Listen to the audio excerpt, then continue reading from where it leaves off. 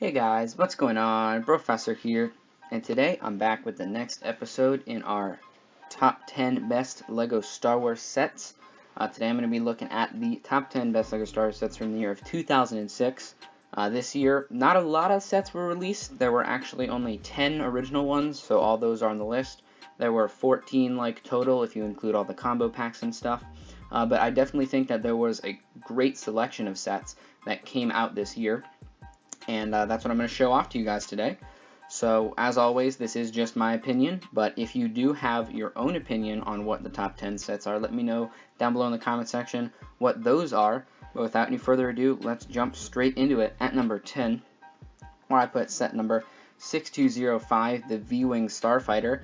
This one sold for $10, came with 118 pieces, and the one minifigure, the clone pilot you see in there. It's not like a normal, traditional clone pilot, I guess you would say. He has that kind of like sand blue arms with the white gloves, and then his legs are also that same sort of sand blue color. He also has a different helmet, I believe. I think that's an exclusive printing for this minifigure. I don't think this is the only set this minifigure came in, but I do believe that that helmet print is exclusive. I do kind of like this set. I do have this one myself. I think the wings, so the wings can fold in and out. Those little triangle pieces out on the sides, those can flip in and out, which is definitely a feature that I like. But I feel like the wings themselves look kind of awkward and incomplete with all the studs exposed, and it's not as smooth, I guess, as I would really like. It looks a little too rigid back there. And then the front is super flat.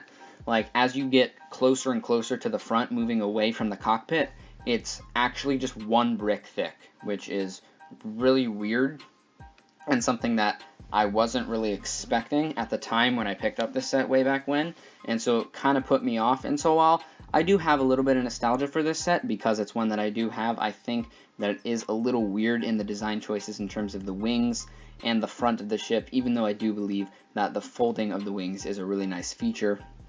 And then you also only get an astromech head, unfortunately, instead of the entire droid.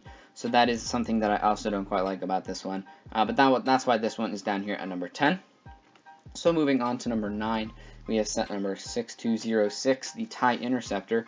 This one sold for $20, hanging with 212 pieces, and comes with just the one minifigure. Also, this one comes with a TIE Interceptor pilot.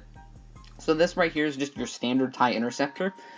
For whatever reason, this TIE Interceptor was made still in that black and blue color scheme, and a set later on the list, which is also a TIE model, finally gets the correct color scheme of that kind of darker gray and black.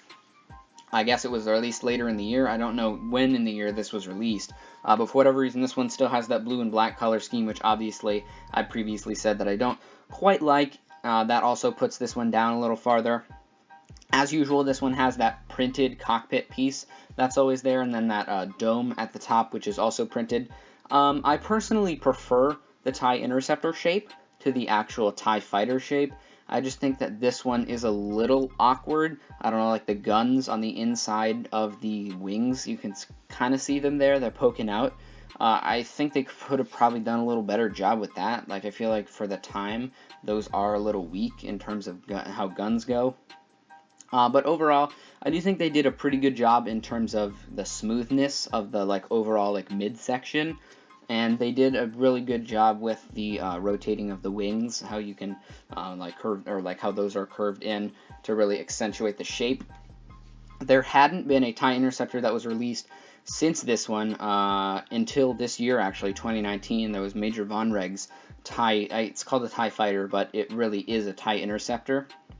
And since that, there hasn't been any other TIE Interceptors, so I would love to see a regular TIE Interceptor in the black and gray color scheme, but I don't know if that's going to be coming anytime soon, so that's unfortunate. But overall, there were just a lot of other better sets that I felt came out this year, and that's why this one is down there at number 9. So moving on to number 8, we have set number 6208, the B-Wing Fighter.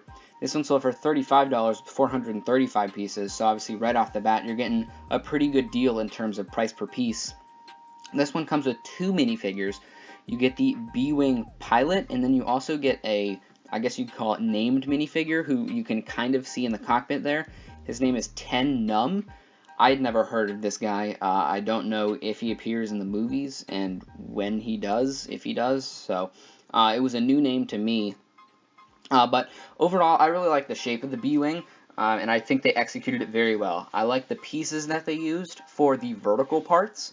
The curvature on that looks really nice as opposed to the earlier B-Wing, which obviously didn't have as much of that and was kind of off-putting. There's very few studs exposed, which, as I always say, is something that I really do like. I also like how they included a lot of blasters here, so you can really get a lot of playability out of this. You can kind of hold it pretty steadily there in the midsection and kind of swoosh it around. So the playability is really there. Displayability, not so much, obviously, because you can't really have it sitting right there on the bottom. It'll lean to the left there, I believe. I'm not sure which direction it'll lean, actually. I'm pretty sure it'll lean to the left, but I don't know. But the point is that it won't stand up on its own, so that is unfortunate. But overall, a really nice model. I think you do get some pretty nice minifigures, and for $35, you're definitely getting a good deal on a very accurate and detailed B-Wing fighter. So moving on to number 7, we have set number 6207, the A-Wing fighter. This one sold for only $16 and came with 194 pieces, which is pretty good. And then you also get 2 minifigures. You get the A-Wing pilot, which you can see here in the photo, and then you also get a Rebel technician, which is not pictured, but you do get that second minifigure, which is something that was really cool. So one of the reasons right off the bat here that this is so high, as you might have compared it yourself to some of the previous sets that have been on this list and be like, well, this one isn't super great. If you go back and look at the original A-Wing fighter, this is such an upgrade, and I really love the A-Wing ship itself, that I think they did this model amazingly as compared to that original one, which is super rigid, had very few slopes, and all the slope pieces that they had created over time really come into use here on this ship because this entire front area slopes down very nicely. It looks very uniform. I love the red and white color scheme. I think the blasters on the side are very nice. The blasters on the very outside are like the ones that are on the TIE Interceptor. Aren't too fond of that, but the blasters on the inside are very nice. You get your nice cockpit piece there, and then obviously you have the engines in the back. So overall, while this is a very compact ship at only 194 pieces, you do get 2 nice minifigures. You're getting a pretty good value for what you're paying, and that's why this one is up at number 7. So moving on to number 6, we have set number 6210, Jabba's Sail Barge. This one is one of the more expensive sets released this year at $75. But it did come with 781 pieces, so you're still not getting ripped off in terms of price per piece here. This one actually came with 8 minifigures who are all pictured here. Starting there on the top right, you have Boba Fett. Then moving over to the skiff, you have Luke Skywalker, Lando Calrissian in disguise. You have Han Solo, the Gamorrean Guard. And then on top of the sail barge itself, you have R2-D2. And then in that little window inside the sail barge, it's a little difficult to see, you do have Jabba the Hutt. And then Slave Leia. So overall, I think considering the fact that this is the first ever Jabba's Sail Barge, it is pretty good. It's not extremely tall. I think they could have made it a little larger in terms of height. Like that front area isn't super high and it's kind of compact inside. I do like, however, though, that they did decide to include some extra side features, like the little desert skiff there from the scene, as well as the Sarlacc pit. That does add some nice playability with the fact that Boba Fett's included, so you can kind of have him flying around and then end up falling into the Sarlacc pit, and you can do the whole thing with Luke Skywalker and R2-D2, and I really think that's pretty cool. And obviously, like I said earlier with the minifigs, this is a great cast of minifigures that you're getting in, yes, a $75 set, but you're also getting a great playset at that, which also has some great displayability with the actual Jabba's sail barge itself. You obviously have that giant cannon there on the sail barge, and then you have the sails there, which is really nice. Overall, this is a really great detailed set that comes with some nice little side pieces, great displayability, great playability, great minifigures, and that's why this one is at number 6. So moving on to number 5, we have set number 6209, the Slave 1, that sold for $50, came with 537 pieces and 5 minifigures. This one came with, obviously, Boba Fett, who you can see there in the cockpit, but it also came with a Han Solo and Carbonite piece, IG-88, a Bespin Guard, and then Dengar. So you get 3 of the bounty hunters from Empire Strikes Back in this Slave 1. And this is the first time that Boba Fett's Slave 1 was updated. Obviously, you had the one that came out in, I believe, 2000, which looked very rough, was very small. And then Jango Fett's Slave 1, which came out in 2003. But this is the first time that we see Boba Fett's Slave 1 being updated since that original release in 2000. And I think they did a very good job with that update. Just a couple of things that I don't quite like is how the, like, little, I guess you'd call them wings of the ship are tan. I think that's a very awkward color choice. Also, to put the yellow grill pieces on there was a little weird. It just didn't fit right with the brown and the green and the grays on there. It was just kind of off-putting, especially since I feel like every single other Slave 1 has, like, the gray wings. But that was just an interesting decision there. You do get some nice minifigures. This set brings back a lot of nostalgia, which is one of the reasons why this is a little higher. Might have been a little lower, but it's definitely a set that I look back on and think very fondly of. And then you also, obviously, as the majority of the Slave 1s do, comes with, a ton of features. You can drop some bombs from the bottom. You got the cannons in the front, and then you also have some sort of missiles that you can use, as well as some cargo containers. So overall, this is just really good Slave 1. I definitely think it holds up to even today, and that's why this one is at number 5. So moving on to number 4, we have one of the 2 UCS sets from this year, the UCS Imperial AT-ST. This one sold for only $80, but you get 1,068 pieces, which is absolutely amazing. I think they did an absolutely great job in terms of detail on this set. You can see from the picture on the right, the large picture, all the detailing on the legs, and then the left picture on the side, it's kind of small, but you see the back of the head and all the details and everything.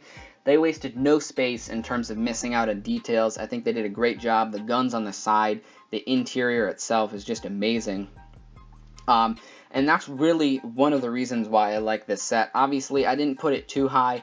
You don't get any minifigures in this particular UCS model, which is a little unfortunate. Maybe I would have liked to see an Imperial pilot or something, or the officers or whatever that usually pilot these things. But obviously, this is just an amazingly detailed UCS set, and that's why this one comes in at number 4. So moving on to number 3, we have set number 6212, the X-Wing Fighter. This one sold for $50, came with 437 pieces, and actually comes with a lot of minifigures that are not pictured. So obviously pictured in this set, you can see the R2-D2, and then actually inside there, I believe, is Wedge Antilles.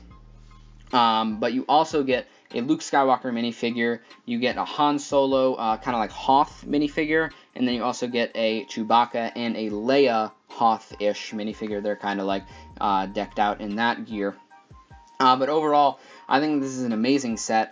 This is another set that I have personally, so that kind of like nostalgia comes back a little bit. That probably put this one up a little bit higher than it might be on some other people's lists. I really like the way they executed the guns on the sides. This is another one of those sets that is an updated model, and they did a really good job of it. Obviously, it's not UCS or like minifigure scale or anything, but it's just so much more accurate to the actual X-Wing as opposed to that UCS X-Wing from 2000. So yeah, overall, I really like this set. One of the great features about it is the wings. You can actually make them go into that X position, or you can flatten them out using like a crank on the back and then rubber bands kind of work it. So that is one of my favorite features about the set, is the fact that you can have it landed and then you can have those wings closed, and then whenever you want to, like, I don't know, play around with it or whatever, you can lift it up, open up those wings, and then start swooshing this thing around. This is overall just an amazing set, and that's why this one is up at number 3. So moving on to number 2, we have set number 6211, the Imperial Star Destroyer. This one sold for $100 with 1,367 pieces. This one came with a total of 9 minifigures. Came with 2 Royal Red Guards, 2 Stormtroopers. You get Grand Moff Tarkin. You get you get Darth Vader. You get an Imperial officer. You get a mouse droid, and then you also get an astromech droid, which I didn't know until I looked this up on Brickista. But that astromech droid, it's black. It actually has a specific name. It's R2-D5. So you get a ton of minifigures in this set, which is really amazing. You also get a great interior to play with. You can't quite see it here, obviously, because the Imperial Star Destroyer itself is closed up. But you can open it up right down the middle, and then you get some great play on the inside. Down there at the bottom, you can see they have the little escape pod there that's being shot off, which is really cool. They have the little opening up there in the bridge, so you can have the minifigures looking out of it. Overall, they just add some pretty good detail on this, even though it's not like UCS or anything. Like, obviously, it's quite small, or not quite small, it's pretty large, but compared to the UCS one from years ago, this one only has, I think, like a third of the pieces or whatever, so it's not nearly as large as that UCS model, but for the size, they definitely crammed in a lot of features, a lot of detail, and a lot of playability, as well as the ability to display this thing very nicely. And that's why this one is up at number 2. So moving on to the top set from the year 2006, I put set number 10175, the UCS Darth Vader's TIE Advance. So this one sold for also $100. This one only came with 1,212 pieces, however. So just like that Imperial Star Destroyer, you're still getting a great price per piece. Overall, I think that this is a great detailed set. I have the smaller 10th anniversary set of this, so I don't have this set personally, but I really like how they included the exclusive like cockpit piece there. As you can see, it's not your normal TIE Fighter cockpit piece. I also like how they did the little like curved front pieces there that kind of like go in towards the cockpit. That's really nice. The only thing that I don't like about this set, if there was one thing that I had to pick on, is the grate pieces. I almost wish they would have just done regular, panels, or I don't know exactly what the piece is called. It's coming out of my mind, can't think of it. But instead of using the grates, I think the grates look a little weird. But unfortunately, you don't get any minifigures with this one, no Darth Vader. But overall, I think this is an absolutely amazing set. This is one of my favorite UCS sets personally. Darth Vader's TIE Fighter is my favorite, I guess you can call it, version of any sort of TIE Fighter. I like the curvature of it. I like how it's more spread out horizontally as opposed to like the vertical nature of the regular TIE Fighters. And this UCS set does a perfect job of kind of like putting that into a minifigure-ish scale. This set has not been, I guess you could say, remade in any way or updated. So this is the only UCS version of this model. And I would love to see another one come out in the future. But guys, that'll be it for this top 10 video. If you did enjoy, please consider subscribing down below, and then also leave a comment down below letting me know what you think about my list and if you would have changed anything yourself. But guys, with that all out of the way, I will see you guys next time. Peace.